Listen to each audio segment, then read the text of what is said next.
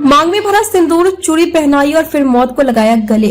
कानपुर में प्रेमी जोड़े के फ्लैट में मिली लाश। मोहन और आरजू के बीच सालों से प्रेम संबंध था। मोहन की शादी हो गई थी और आरजू की शादी होने वाली थी। दोनों एक दूसरे को छोड़ना नहीं चाहते थे, इसलिए दोनों ने साथ में सुसाइड कर लिया। पुलिस का अंदेशा है कि सुसाइड से पहले मोहन ने आरजू की मांग में सिंदूर भरा था। कानपुर में फ्लैट में प्रेमी जोड़े के शव फांसी के फंदे पर लटकते मिले। मृतक युवती के हाथों में चूड़ी, मांग में सिंदूर, माथे पर बिंदी, होठों पर लिपस्टिक थी। बताया गया कि युवती की शादी नहीं हुई थी और 26 फरवरी को उसकी बारात आने वाली थी। वही मृतक युवक भी शादीशुदा था और उसका 1.5 साल का बच्चा भी है। पुलिस ने दोनों के शवों का पोस्टमार्टम कराने के बाद परिवार वालों को सौंप दिया। इसके बाद दोनों का अंतिम संस्कार कर दिया गया।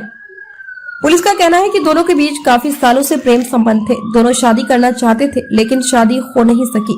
शायद इसी के चलते दोनों ने सुसाइड कर लिया, मगर मरने से पहले युवक ने युवती की मांग भरी होगी और फिर आत्महत्या कर ली। दरअसल घटना शहर के पनकी थाना इलाके में शनिवार को हुई। इलाके के रहने वाले मोहन सिंह और वहीं के रहने वाली बीएससी की छात्रा आरजू के बीच सालों से लव अफेयर चल रहा था।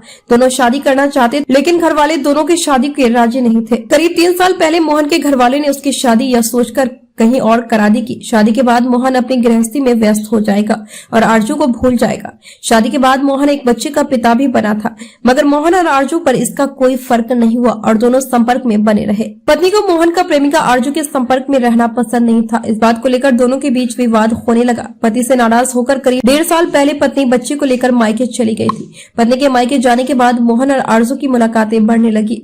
परिवार वालों की रोक-टोक से परेशान होकर मोहन ने घर छोड़ दिया और पनकी इलाके में ही किराए से फ्लैट ले लिया था। इसी फ्लैट पर आरजू का आना जाना होने लगा। प्रेमिका आरजू की शादी तय हो गई थी। 26 फरवरी को उसकी बारात आनी थी। यह बात मोहन को भी मालूम थी। आरजू के घर में शादी की तैयारियां चल रही थी, लेकिन आरजू किसी तरह मोहन को भूलने को तैयार नहीं थी। इसलिए आरजू 16 फरवरी को मामा के घर जाने का कहकर मोहन सिंह के फ्लैट पर पहुंची। मोहन के घर वाले दिन भर उसको फोन करते रहे, लेकिन उसने कॉल रिसीव नहीं किया। फ्लैट पर आकर दरवाजा खटखटाया तो दरवाजा भी नहीं खुला। घबराकर उन्होंने पनकी थाना पुलिस को इसकी जानकारी दी। मौके पर पहुंची पुलिस ने देखा तो दरवाजा अंदर से बंद था। पुलिस ने काफी देर मेहनत करने के बाद दरवाजा तोड़ा और अंदर दाखिल हुए। अंदर देखा तो कमरे में मोहन और आरजू के शव फांसी के फंदे पर लटके हुए थे। शरीर में जान नहीं थी और दोनों की मौत हो चुकी थी। पुलिस ने उनके शवों को फंदे से नीचे उतारा और पोस्टमार्टम के लिए मोर्चरी में भिजवाया था।